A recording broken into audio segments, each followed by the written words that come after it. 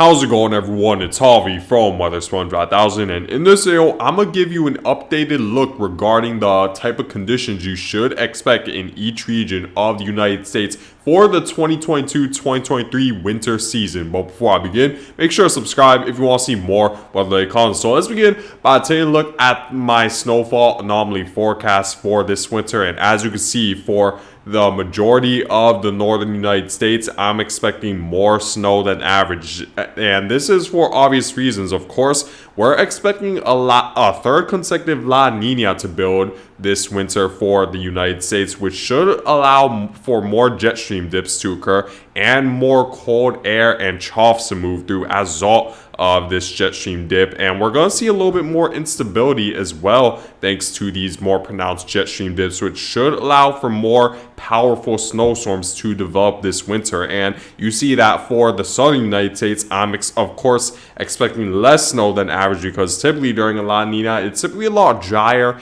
and warmer than average. So as a result, the chance of snow greatly decreases when we're experiencing La Nina type conditions. However, I also want to point out that we're expecting the transition into a neutral phase more into the later winter months, where by as early as January, a neutral phase is more likely than a La Nina phase. So however, it's good to point out that a neutral phase isn't that much different from a La Nina phase when it comes to the type of conditions you should experience. However, typically during a neutral phase, we see that cold air and snow shift more eastward, focusing in more around the Great Lakes and the Northeast, while of course the northern Midwest and the Pacific Northwest are still typically cooler than average during a neutral phase. The cold air more focuses in on the Northeast, which could make it a very active winter when it comes to snowstorms and total snowfall accumulation for the Great Lakes and the Northeast, despite the warmer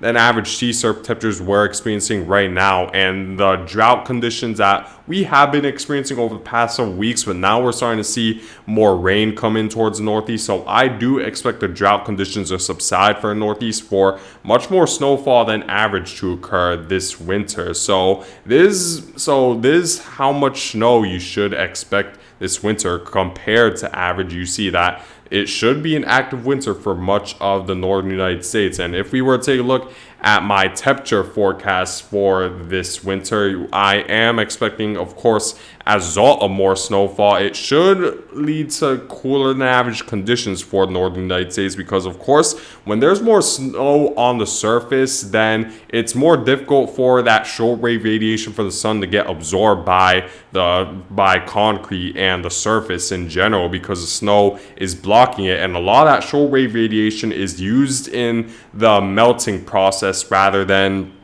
being used to get absorbed to heat up the area. So when there's more snowfall on the ground, it's typically a lot colder than average. And of course, that's not the only reason why I'm expecting it to be colder than average for the northern United States, due to a lot as a result of the northern United States expecting more of a La Nina. We should expect more jet stream dips and of course stronger northwesterly flow for the temperatures to be cooler than average for the most part. And I do expect the cold air to focus in more on the northern Midwest and the Great Lakes region. But for the southern United States, it's a completely different story, because not only does a La Nina or even a neutral pattern brings drier and warmer than average conditions for southern United States, but it's also the fact that currently a lot of the southwestern United States is under a very severe drought. And of course, like I've been saying in my previous videos, it's very difficult to get rid of a drought overnight, as it takes a lot of time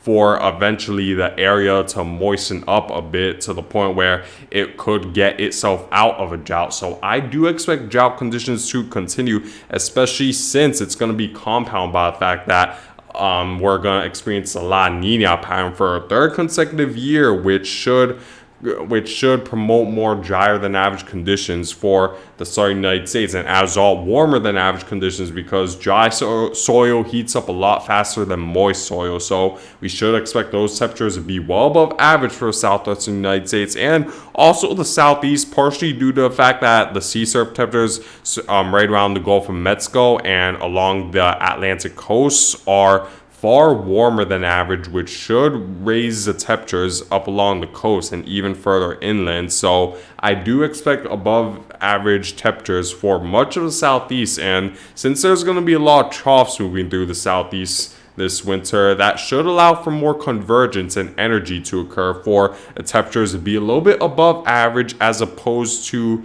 if it were a little bit drier, we'd see a little bit more divergence along the surface, and that would lead to cooler than average conditions, of course, because the short wave radiation from the sun isn't as powerful during the winter as opposed to the summer. So I do expect the temperatures overall to be warmer than average for much of the southern United States and cooler than average for the northern United States. Now, in terms of my precipitation forecast, it pretty much mimics what the temperature forecast is stating. However, of course, I am expecting a little bit more moisture than average for the southeast, as a result of warmer than average sea surface temperatures, which should allow more convection to occur overall right around the southeast. And typically during a neutral phase, we see a subtropical jet move through the southeast, which typically does bring more troughs towards the southeast than usual, and that neutral phase is expected to build, like I said, during the later winter months, more towards January and February. So I do expect the influx of troughs to move through as a result of a neutral phase building in, along with the warmer than average sea surface temperatures, promoting more convection. And of course, I'm expecting it to be I'm expecting the northern United States to receive more precipitation than average. A lot of it should be in the form of snow, because we're gonna see a lot of jet stream dips this winter as a result of a La Nina to neutral pattern that's expected to stay for the duration of the winter. So we should see a lot more troughs come off the Pacific, the Northwest Pacific, and move through the United States, which should definitely moisten up the conditions for this winter for the northern United States. However, I'm expecting a lot less precipitation than average for the Southwest, because like I said, you guys are in a severe drought, and I think it's going to be very difficult to get rid of by the time winter comes. So I do expect it to be drier than average for the southwestern portion of the United States due to that. Now, I'm taking a look at my total winter forecast for the lower 48 of the United States for each region. Let me go region by region. So for the Northeast, I'm expecting this winter to be extremely cold and snowy. This is where I'm expecting the worst of the winter to be located, more specifically closer to the interior Northeast and the Great Lakes region, because I do expect the neutral phase to build in right around the late winter time frame, which should focus more of that cold air in right around the Great Lakes and Northeast region. And I think that this jet stream dip, compounded by the fact that the sea surface temperatures off the Atlantic could potentially be warmer than average, that should create a highly unstable environment for powerful nor'easters and snowstorms to develop and impact the Northeast. So I do expect the worst of the winter to be located right around Northeast and the Great Lakes region, as I do expect it to be much colder and snowier than average as a result of a neutral pattern building. That's Enzo pattern that's expected to build by the time we reach the more snowy winter months. Now, take a look at the northern Midwest. I'm still expecting it to be colder and snowier than average. I did remove a lot of the northern Midwest from the extremely cold and snowy category, because it seems like the drought is shifting a little bit further northward, so there could be that possibility that maybe it'll be a little bit drier than average right around the northern Midwest, since the drought conditions have been creeping up a little bit further northward, closer to Nebraska and South Dakota. However, despite this, I still do expect that this La Nina to neutral pattern will still make it a colder and snowier than average winter overall, despite the drought that's creeping up further northward, as I do expect the atmosphere for the northern Midwest to moisten up a little bit more as soon as we begin to see troughs moving through the Pacific Northwest, which typically happens during a La Nina. So I still do expect it to be colder and snowier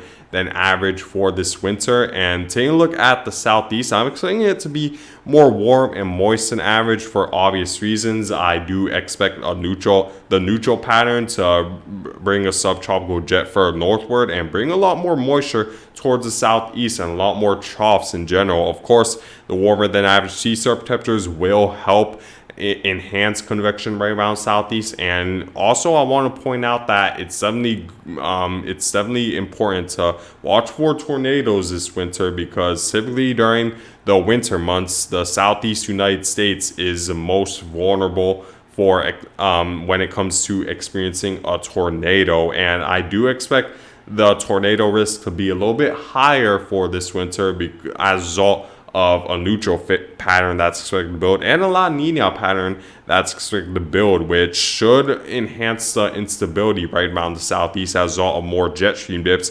for more powerful severe thunderstorms and a stronger tornado threat to develop more often for the southeast. So definitely pay attention for the possibility of tornadoes this winter in some of these southeast states such as Alabama, Mississippi, and Louisiana. And in this area, pretty much between the colder and snowy and warm and moist category, I'm expecting this area to be a winter battle zone where it's going to be a little bit tricky to forecast what type of conditions you will expect on any given snowstorm. It's going to be one of those scenarios where you're going to need to pay very close attention to a rain snow line this winter, because there is that possibility it could be cold and snowy than average winter. However, there's just as much of a possibility that it'll be warmer and more moist than average. So it's going to be very difficult to forecast which one will win out this winter, which is why I listed this in the winter battle zone. It could be either colder, very cold and snowy, or